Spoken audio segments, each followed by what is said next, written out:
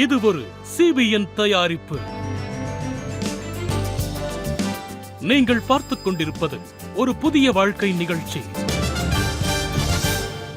வணக்கம். ஒரு புதிய வாழ்க்கை நிகழ்ச்சிக்கு உங்களை அன்புடன் வரவேற்கிறோம். இந்த நிகழ்ச்சியின் மூலமா உங்களை சந்திச்சதுல ரொம்பவே சந்தோஷப்படுறோம்.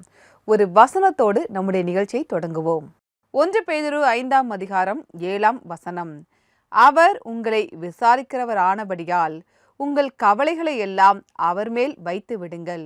அவர் நம்மை விசாரிக்கிறவர். அது மட்டும் இல்லை, நம்ம மேலே ரொம்ப அன்பாக இருக்கிறாரு, நம்மை நேசிக்கிறார். அதனால் நீங்கள் என்னென்ன பாரத்தோடு இருக்கிறீங்களோ அவர்கிட்ட அதை வச்சுருங்க. அதுவும் குறிப்பாக உங்கள் மனசில் மறைச்சி வச்சுருக்கக்கூடிய பாரங்கள் எல்லாவற்றையுமே நீங்கள் அவர் மீது வைத்து விடுங்கள்.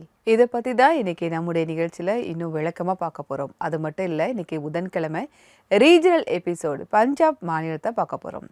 பஞ்சாப் மாநிலத்திலிருந்து ஜீவனுள்ள சாட்சிகள், பாடல்கள் எல்லாவற்றையுமே நாங்கள் உங்களுக்காக கொண்டு வந்திருக்கோம்.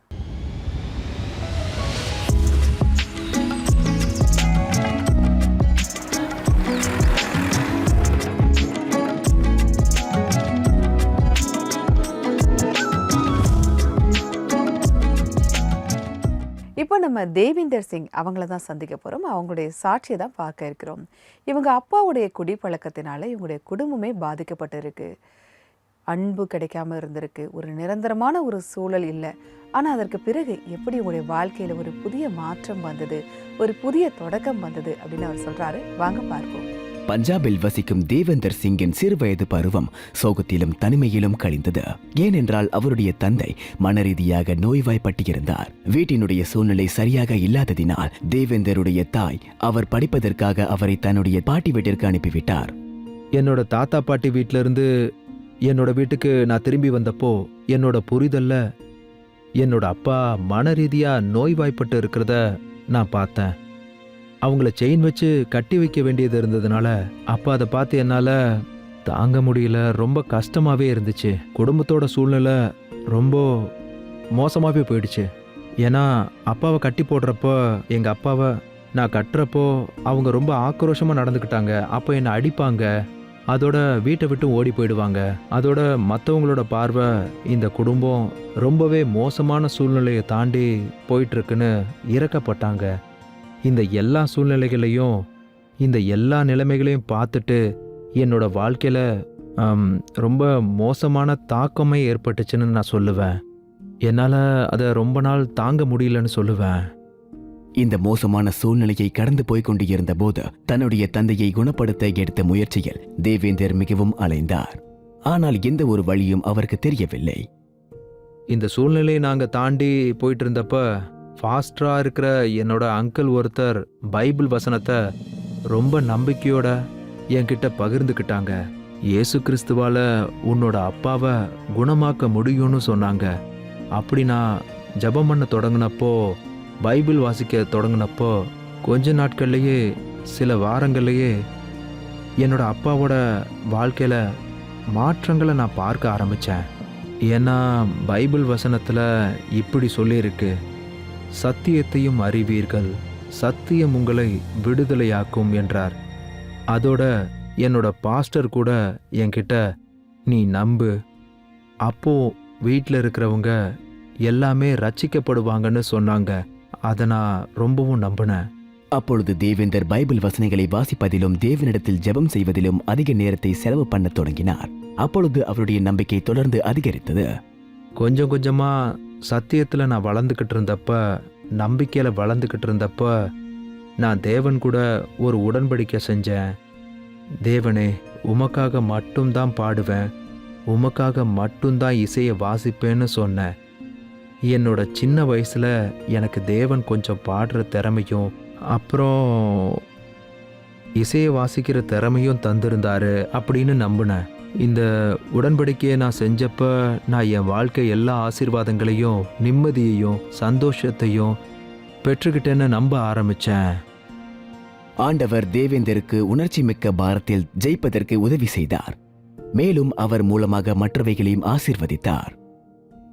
தன்னோட குடும்பத்தில் இருக்கிறவங்கள ரட்சிக்கிறதுக்காக தேவன் யோசப்பை பயன்படுத்தின மாதிரி என்னோட குடும்பத்தில் இருக்கிறவங்களும் ரட்சிக்கப்படுறதுக்காக தேவன் என்னை வெளியே கொண்டு வந்தாரு. என்னை தெரிஞ்சுக்கிட்டாரு. கொஞ்சம் கொஞ்சமாக தேவன் எனக்கு தந்த ஆராதனை பண்ணுற அந்த அழைப்பில் நான் வளர்ந்துக்கிட்டு இருந்தப்ப நான் எனக்கு வாழ்க்கை துணை கிடைக்க, மனைவி கிடைக்க ஜெபம் செஞ்சுக்கிட்டு இருந்தேன். அதே ஊழிய அழைப்பும் பாரமும் இருக்கிற நபரை தேவன் என் வாழ்க்கையில் கொண்டு வந்தார்.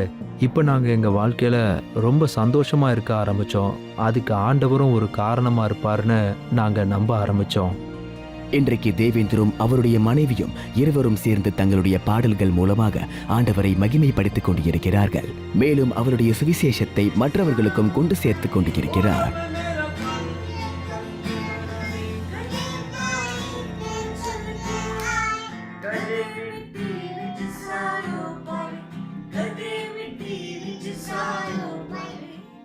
நீங்கள் எப்படிப்பட்ட சூழ்நிலையில் இருந்தாலும், எப்படிப்பட்ட வியாதியில் இருந்தாலும், எப்படிப்பட்ட பிரச்சனைகள் இருந்தாலும் உங்களை விடுதலை செய்யக்கூடிய ஒரு தேவன் இருக்காரு. முழு மனசை தேவன் மேலே வைங்க. அப்போ அவர் உங்கள் வாழ்க்கையில் சந்தோஷத்தையும் நிம்மதியும் கொண்டு வருவார்னு எனக்கு நல்லா தெரியும்னு என் மனைவிக்கிட்டேயும் சொன்னேன். நன்றி தேவேந்தர் சார், உங்களுடைய சாட்சிக்காக மிக்க நன்றி. நீங்கள் வெளிப்படையாக உங்களுடைய வாழ்க்கையில் நடந்த அந்த சாட்சியை நீங்கள் எங்களோட பகிர்ந்துக்கிட்டீங்க. இந்த நிகழ்ச்சியை பார்த்துட்டு இருக்க நிறைய பேருக்கு உங்களுடைய சாட்சி ஒரு உத்வேகத்தை கொடுத்துருக்கோம் அப்படின்னு நாங்கள் நம்புகிறோம். தேவன் உங்களை மேன்மேலும் ஆசீர்வதிப்பாராக. நம்முடைய நிகழ்ச்சியில் பாரங்களை பற்றி நம்ம பேசிகிட்டு இருக்கோம். பொதுவாக ரொம்ப தூரம் ட்ராவல் பண்ணுறவங்ககிட்ட கேட்டு பாருங்களேன், அவங்க ரொம்ப வெயிட்டை இழுத்துட்டு போகிறாங்க, லக்கேஜ் எடுத்துகிட்டு போகிறாங்க, ரொம்ப பாரமாக இருக்குன்னா முதல்ல அவங்க என்ன செய்வாங்க, எதெல்லாம் தேவையில்லையோ அதெல்லாம் முதல்ல தூக்கி வீசிடுவாங்க. அப்போ தான் அவங்களுடைய பாரம் குறையும் இல்லையா? நம்முடைய வாழ்க்கையிலையுமே அப்படி தான். ரொம்ப பாரமாக இருக்கிற மாதிரி நீங்கள் ஃபீல் பண்ணுறீங்களா? எதெல்லாம் தேவையில்லையோ அதெல்லாம் தூக்கி வீசிடுங்க, அது வேண்டாம். பாரங்களை பற்றி நம்ம பேசிகிட்டு இருக்கும்போது நம்ம பைபிளில் வாசிக்கக்கூடிய ஒரு பெயர் அடிக்கடி நமக்கு ஞாபகம் வரும், பவுல். பவுல் புதிய ஏற்பாடில் 13 புஸ்தகங்களை எழுதியிருக்காரு. அந்த பாரத்துடைய அந்த தாக்கம் அவருடைய வசனங்களில் நமக்கு தெரியுது. பவுலுடைய வாழ்க்கையில் பார்க்கும்போது சவுல் அப்படிங்கிறது அவருடைய எபிரேய பெயராக இருக்குது, பவுல் அப்படிங்கிறது அவருடைய ரோமானிய பெயராக இருக்குது. இயேசு கிறிஸ்துவை பற்றி பவுல் தெரியாமல் இருக்கும்போது அவர்கிட்ட பெருமைப்படுறதுக்கு நிறைய விஷயங்கள் இருந்தது. முதல்ல என்ன அப்படின்னா, அவர் ஒரு இஸ்ரவேலராக இருந்தார். இன்னொன்று, அவர் ஒரு ரோமானிய சிட்டிசனாக இருந்தார். அது மட்டும் இல்லை, அவர் ஒரு பரிசேனாவும் இருந்தார். அந்த காலத்தில் ஒரு ரோமானிய சிட்டிசனாக இருக்கிறது ஒரு பெரிய விஷயமா இருந்தது. அது மட்டும் இல்லை, இந்த பவுல் ரொம்ப அறிவுள்ளவராக, ரொம்ப திறமை உள்ளவராக இருந்திருக்காரு. கமாலியேல் அப்படிங்கிற ஒரு அறிஞர்கிட்ட இவர் படிச்சிருக்காரு. அதனால் ரொம்ப திறமையாக ஞானம் உள்ளவராக இருந்திருக்காரு. இது எல்லாமே அவர் சட்டையில் இருக்கக்கூடிய அந்த ஷோல்டரில் இருக்கக்கூடிய நட்சத்திரங்கள் மாதிரி ரொம்ப பெருமையாக இருந்திருக்கு. ஆனால் அதே மாதிரி சில அவமானமான விஷயங்களும் அவர்கிட்ட இருந்திருக்கு. அதாவது அவர் சர்ச்சுக்கு எதிராக இருந்தார், இயேசுவுக்கு எதிராக இருந்தார், மக்களை காயப்படுத்தினார். அது மட்டும் இல்லை, ஸ்தேவான் அப்படிங்கிற ஒரு பக்தி உள்ள மனிதர் இறந்ததுலையும் அவர் சம்மந்தப்பட்டு இருக்காரு. இது எல்லாமே அவர் சட்டையில் உள்ள ஒரு அழுக்கு மாதிரி, ஒரு கரை மாதிரி படிஞ்சிருக்கதை நம்மளால் பார்க்க முடியுது. ஆனால் அப்படிப்பட்ட பவுல் இயேசு கிறிஸ்துவை சந்திக்கும் போது அவருடைய பார்வை எப்படி மாறுது அப்படிங்கிறத ஒரு வசனத்தின் மூலமாக உங்களுக்கு நான் சொல்கிறேன். பிலிப்பியர் 3ஆம் அதிகாரம் 13-14 வசனங்கள். சகோதரரே, அதை பிடித்து கொண்டே நின்று நான் எண்ணுகிறதில்லை, ஒன்று செய்கிறேன், பின்னானவைகளை மறைந்து முன்னானவைகளை நாடி கிறிஸ்து இயேசுவுக்குள் தேவன் அழைத்த பரம அழைப்பின் பந்தய பொருளுக்காக இலக்கை நோக்கி தொடருகிறேன். பவுல் அவருடைய வாழ்க்கையை பார்க்கிற பார்வை மாறி இருக்கு. அவர் என்ன சொல்றாரு, என்னுடைய சட்டையின் தோள்பட்டையில் நட்சத்திரங்கள் இருந்தாலும் சரி, என்னுடைய சட்டையில் அழுக்கு இருந்தாலும் சரி, அது எல்லாமே பழையவைகள், எல்லாமே மாறிடுச்சு. இனிமே அதை பற்றி நான் பார்க்கவே மாட்டேன். இனிமே நான் முன்னாடி இருக்கிறது தான் பார்ப்பேன். இயேசு எனக்கு என்ன நோக்கத்தை வச்சிருக்காரோ அதை நோக்கி நான் ஓடுவேன் அப்படின்ட்டு அவருடைய வாழ்க்கையின் பார்க்கின்ற பார்வையை அவர் மாறி இருக்கதை நம்மளால் பார்க்க முடியுது. நமக்கும் கூட நம்முடைய வாழ்க்கையை பார்க்கின்ற அந்த பார்வை மாற வேண்டும். எப்படி பவுல் சொல்கிறாரோ அதே மாதிரி தான் தேவன் நமக்கு வைத்திருக்கின்ற அந்த இலக்கை நோக்கி நாம் ஓட வேண்டும், தேவனை பற்றி கொள்ள வேண்டும். இதை நம்ம என்றைக்குமே மறக்கக்கூடாது. அதற்கு ஜெபம் ரொம்ப அவசியம். உங்களுக்கு ஜெபிக்க தெரியல, ஜெப உதவி தேவை அப்படின்னா நீங்கள் எங்களுடைய ஆல் இண்டியா ப்ரேயர் லைனுக்கு கால் பண்ணலாம். எங்களுடைய நம்பர் 9910401010. இந்த நம்பருக்கு நீங்கள் வாட்ஸ்அப்பும் அனுப்பலாம். உங்களுக்காக ஜெபிக்க நாங்கள் தயாராக காத்துக்கிட்டு இருக்கோம். நம்முடைய நிகழ்ச்சியில் இப்போது வருவது ஒரு சிறிய இடைவேளை. இடைவேளைக்கு பிறகு பஞ்சாபிலிருந்து ஒரு ஜீவனுள்ள சாட்சியை பார்க்க இருக்கிறோம். இடைவேளைக்கு பிறகு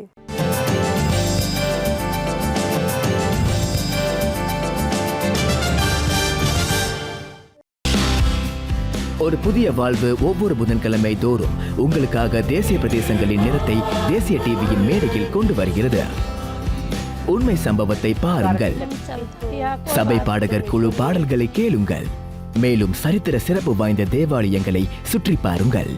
ஒவ்வொரு புதன்கிழமையும் ஒரு புதிய இடத்திற்கு செல்லுங்கள். உள்நாட்டிலும் வெளிநாட்டிலும் இருந்து ஒரு புதிய வாழ்வின் ரீஜனல் போக்கஸை பார்ப்பதற்காக சிபிஎனுக்கு உதவுங்கள். Give to CBN.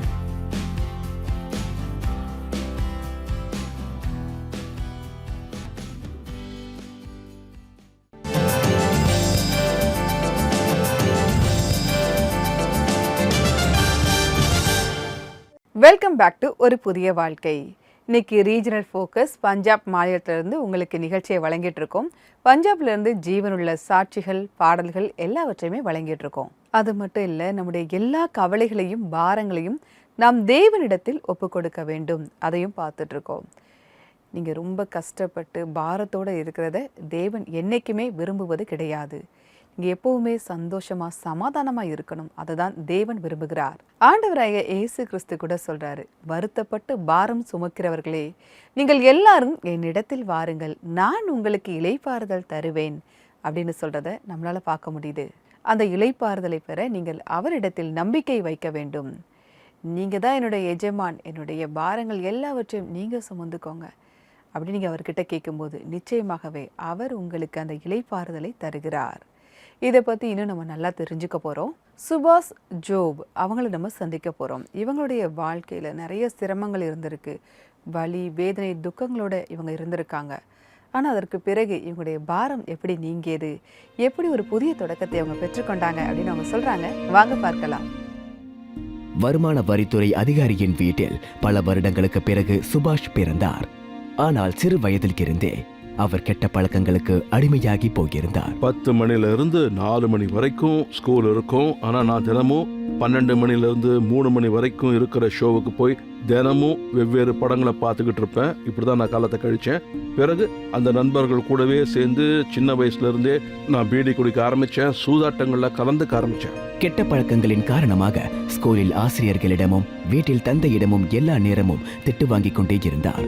இந்த விஷயங்களினால் கஷ்டப்பட்ட சுபாஷ் வளர வளர வீட்டை விட்டு வெளியே போவதை பற்றி யோசிக்க ஆரம்பித்தார். அந்த நாட்கள்ல எங்க சிட்டில சர்க்கஸ் வந்துச்சு, கிரேட் சாகர் சர்க்கஸ். அதுல ஜனங்க குதிக்கிறது, டான்ஸ் ஆடுறது, கொண்டாடுறதெல்லாம் நான் பார்த்து ரொம்ப ரசிச்சேன். நான் சர்க்கஸ்க்கு போனேன். அப்புறம் மேனேஜர்கிட்ட போய் எனக்கு சர்க்கஸ்ல ஒரு வேலை தாங்கன்னு கேட்டேன். அதுக்கு அவர் என்கிட்ட கிடையாதுப்பா, இந்த வயசுல உனக்கு வேலை தர முடியாதுன்னு சொல்லிட்டாரு. எனக்கு ரொம்ப தேவை இருக்குன்னு சொல்லி நான் கேட்டேன். அப்ப அவங்க உன்னோட அப்பா அம்மாவை கூட்டிட்டு வா அப்படின்னு சொன்னாரு. நான் எனக்கு அப்பா இல்லைன்னு சொன்னேன். சுபாஷிற்கு சர்க்கஸில் வேலை கிடைத்து விட்டது. பிறகு இந்த விஷயத்தை பற்றி அவருடைய தந்தைக்கு தெரிய வந்தபோது அவர்கள் இவரை திரும்ப அழைக்க சென்றார்கள். ஆனால் அவருடன் திரும்ப செல்வதற்கு சுபாஷ் மறுப்பு தெரிவித்து விட்டார். அப்ப முதல் தடவையா எங்க அப்பா அழுவுறத நான் பார்த்தேன். சரி நீ இப்படியே இரு, நான் கிளம்புறேன்னு சொல்லிட்டாரு. ஆனா அவரு கிளம்புறதுக்கு முன்ன என்கிட்ட, நீ என்னை கொன்னுட்ட, இன்னில இருந்து என்னை பொறுத்த வரைக்கும் நீ இறந்துட்ட, உன்னை பொறுத்த வரைக்கும் நானும் இறந்துட்டேன்னு சொல்லிட்டு போயிட்டாரு. சுபாஷின் கெட்ட பழக்கங்கள் அதிகரித்துக் கொண்டே சென்றது. சர்க்கஸ் நிகழ்ச்சிகள் நடைபெறாத போது அவருக்கு பணம் கிடைப்பதே இல்லை. பணம் இல்லாத காரணத்தினால நான் ரொம்பவே கஷ்டப்பட்டேன். நான் காலையில எந்திரிச்சு சர்க்கஸ் கூடாரத்தை விட்டு வெளியே போய் ரோட்ல மற்றவங்க குடிச்சு போட்ட பீடி, சிகரெட் துண்டுகளை ஒரு 1/2 மணி நேரம் 3/4 மணி நேரம் தேடிக்கிடி எடுப்பேன். அதுக்கப்புறம் எல்லாத்தையும் சேர்த்து வச்சு நான் சிகரெட் குடிக்கிற என்னோட ஆசையை தீர்த்துக்கிட்டேன். ஏன்னா என் கையில் காசு கிடையாது, என்னால் போய் வாங்க முடியாது. அதனால் இப்படி செஞ்சு என் ஆசையை நான் தீர்த்துக்கிட்டேன். இந்த கஷ்டமான சூழலில் ஒரு நாள் சுபாஷ் மற்றும் அவருடைய நண்பர்களுக்கு ஒரு பாஸ்டர் அவர்கள் படிப்பதற்காக பைபிள் வசனங்களை தந்தார். என்னோட ஃப்ரெண்டு சர்க்கஸில் சைக்கிள் ஓட்டிக்கிட்டு இருந்தான். அவன் மேற்கு வங்காளத்தை சேர்ந்தவன், அவனுக்கு ஹிந்தி தெரியாது. அப்போ அவன் என்கிட்ட, சுபாஷ் இந்த புக்கு பார்க்க நல்லா இருக்கு, இதை கொஞ்சம் படித்து எனக்கு என்னென்னு சொல்ல அப்படின்னா, எனக்கு படிக்கிறதுக்கு மூடு இல்லைன்னு சொன்னேன். நீ எனக்கு படித்து சொல்லு, நான் உனக்கு சிகரெட் தரேன்னு அவன் சொன்னான். எனக்கு சிகரெட் கிடைக்கும்னா அது போதுமே. ஏன்னா நான் சிகரெட் ஒழுங்கா குடிச்சு ரொம்ப நாள் ஆச்சு. அதுக்கப்புறம் நான் அதை அவனுக்கு படிச்சு சொன்னேன். அந்த புஸ்தகத்தை நான் படிச்சுட்டு இருந்தப்ப எனக்கு ரொம்ப பிடிச்சிருந்தது. அதுல இப்படி எழுதி இருந்துச்சு, ஆண்டவர் இயேசு சொல்லி இருக்காரு, இந்த உலகத்தால தர முடியாத உண்மையான சமாதானத்தை நான் உங்களுக்கு தருகிறேன். இப்படி எழுதியிருந்த எல்லா வசனங்களையும் வாசிச்சது எனக்கு ரொம்பவே சந்தோஷமா இருந்துச்சு. நிம்மதி, ஆனந்தம், மகிழ்ச்சி எல்லாமே எனக்கு கிடைச்சது. அடுத்த நாள் சுபாஷ் ஆண்டவருடைய ஊழியரை சந்திப்பதற்காக அவருடைய வீட்டிற்கு போனார். சுபாஷ், நீ ஆண்டவர் இயேசு கிறிஸ்து மேல நம்பிக்கை வைப்பேன்னா உன்னோட வாழ்க்கை மாறிடும் அப்படின்னு அவர் என்கிட்ட சொன்னாரு. ஏன்னா ஆண்டவர் இயேசு கிறிஸ்து நமக்காக தன்னோட உயிரையே தந்தவர். சிலுவையில அறையப்பட்டாரு, அடக்கம் பண்ணப்பட்டாரு. இன்னைக்கு அவர் நம்மோட மனசுக்கு வெளியே நின்று நம்மோட பாவத்தை நாம ஒத்துக்கணும்னு நமக்காக காத்துக்கிட்டு இருக்காருன்னு சொன்னாரு. இதை கேட்டுட்டு நான் திரும்ப சர்க்கஸ்க்கு வந்துட்டேன். அப்ப சர்க்கஸ்ல என்னோட நண்பர்கள் எல்லாம் சீட்டு விளையாண்டுகிட்டு இருந்தாங்க. வா சுபாஷ், ஒரு கை போனேன் அப்படின்னு என்னையும் கூப்பிட்டாங்க. இல்ல நான் சீட்லாம் விளையாடலன்னு சொல்லிட்டேன். அப்ப என் மனசுல அந்த தாடிக்காரர் இயேசு கிறிஸ்து என் வாழ்க்கையில வந்தாரு, என் வாழ்க்கை மாறிடுச்சு, நீ ஜெபம் பண்ணுன்னு சொன்னதுதான் காதுல கேட்டுக்கிட்டே இருந்தது. நான் எப்படி ஜெபம் பண்றது? எனக்கு தான் ஜெபம் பண்ணவே தெரியாத. நானும் அவங்க செஞ்ச மாதிரியே செஞ்சேன்.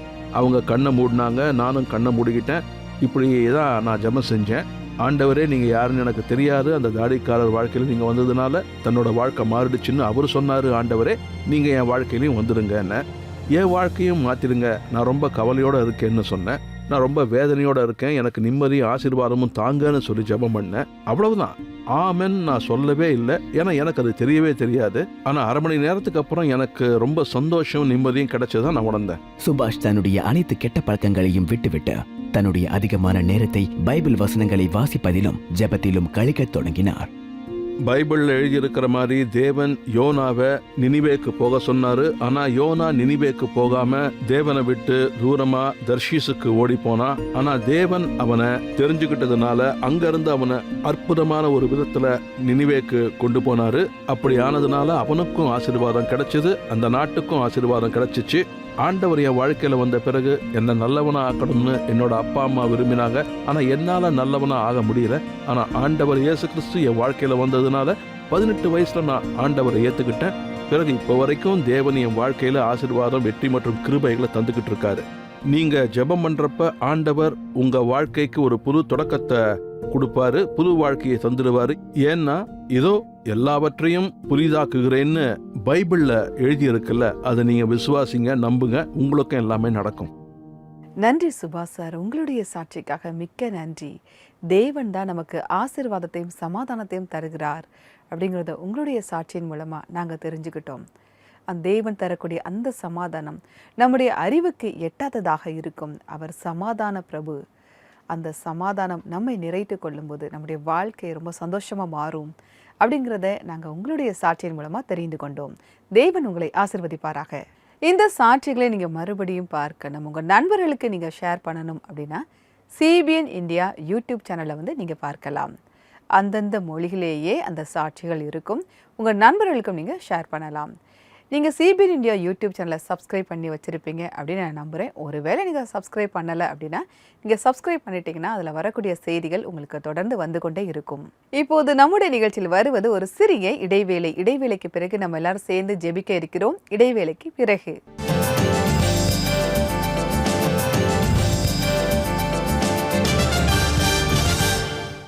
புது வருடத்தில் உங்களுடைய லட்சியத்தை நோக்கி ஒரு புதிய சிந்தனை மற்றும் நம்பிக்கையோடு தொடர்ந்து முன்னேறி செல்லுங்கள். உங்கள் நேற்றைய தோல்வியை ஒதுக்கி வைத்துவிட்டு ஒரு புதிய நம்பிக்கையோடு 2025 நுழையுங்கள். ஆல் இந்தியா பிரேயர் லைன் குழுவுடன் எப்பொழுதும் இணைந்திருங்கள். இன்றைய எங்களை தொடர்பு கொள்வதற்கு ஸ்கிரீனில் தெரியும் நம்பருக்கு உடனே கால் செய்து பேசுங்கள். ஒரு புது உற்சாகத்துடன் முன்னேறுவோம், வாருங்கள்.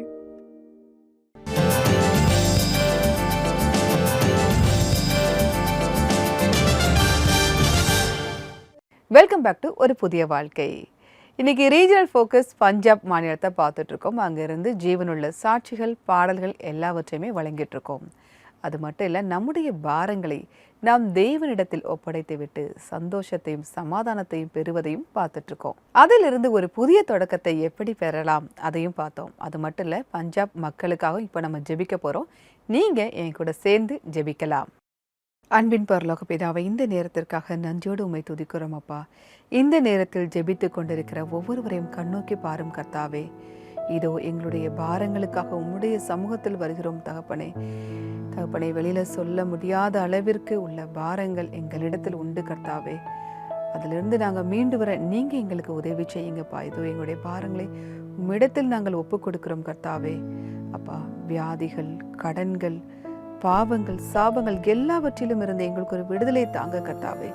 இது எங்களுக்கு பாரங்களா எங்களுடைய வாழ்க்கையில அழுத்திட்டு இருக்கு தகப்பனே. எங்களால எதையுமே செய்ய முடியாத அளவிற்கு இது எங்களுக்கு தடையா இருக்குதுப்பா. அதுல இருந்து நீங்க ஒரு விடுதலை தாங்க. உம்மால் கூடும் நாங்கள் விசுவாசிக்கிறோம்.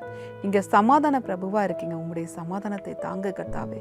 சந்தோஷமும் சமாதானமும் எங்களை நிறைத்து கொள்ளட்டும் கர்த்தாவே. எங்களுடைய வாழ்க்கையில் ஒரு புதிய தொடக்கத்தை தாங்கப்பா. இப்போ இந்த நேரத்தில் ஜெபித்து கொண்டிருக்கிற ஒவ்வொருவருக்கும் ஒரு புதிய தொடக்கத்தை தாங்க கர்த்தாவே. பஞ்சாப் மக்களுக்காக உங்களுடைய சமூகத்தில் வருகிறோம் கர்த்தாவே. அந்த சகோதர சகோதரிய வாழ்க்கையில ஒரு முன்னேற்றத்தை தாங்க கர்த்தாவே. அவங்களுடைய நாட்டில் நல்ல செழிப்பை தாங்க. அந்த மாநிலத்தில் நல்ல செழிப்பா இருக்க நீங்க உதவி செய்யுங்க. மீட்பர் இயேசுவின் மூலமாய் ஜெபம் கேளும் பரமபிதாவே. ஆமேன், ஆமேன். நாம் வல்லமையான தேவனிடத்தில் ஜெபித்திருக்கிறோம். நிச்சயமாகவே அவர் உங்கள் பாரங்களை நீக்கி உங்களுக்கு சமாதானத்தை தருகிறார். தொடர்ந்து இன்றைக்கான பைபிள் வசனம் என்ன அப்படிங்கிறதையும் பார்ப்போம். வருத்தப்பட்டு பாரம் சுமக்கிறவர்களே, நீங்கள் எல்லோரும் என்னிடத்தில் வாருங்கள், நான் உங்களுக்கு இளைப்பாறுதல் தருவேன். மத்தேயு 11:28. ஒரு அழகான வாக்குறுதி தரக்கூடிய வசனமா இது இருக்கு.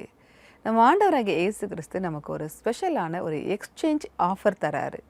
அதாவது நீங்கள் உங்களுடைய பாரங்களை தந்தீங்கன்னா அதற்கு பதிலாக அவர் உங்களுக்கு இளைப்பாறுதலை தருகிறார். இப்படி ஒரு எக்ஸ்சேஞ்ச் ஆஃபரை யாராலையும் தர முடியாது இல்லையா? உங்களுடைய பாரங்களை நீங்கள் அவரிடத்தில் ஒப்பு கொடுத்து விட்டு அவர் தருகின்ற அந்த இளைப்பாறுதலை பெற்றுக்கொள்ளுங்கள். இப்போது நம்முடைய நிகழ்ச்சியில் பஞ்சாபில் இருந்து ஒரு ஆராதனை பாடலை பார்ப்போம்.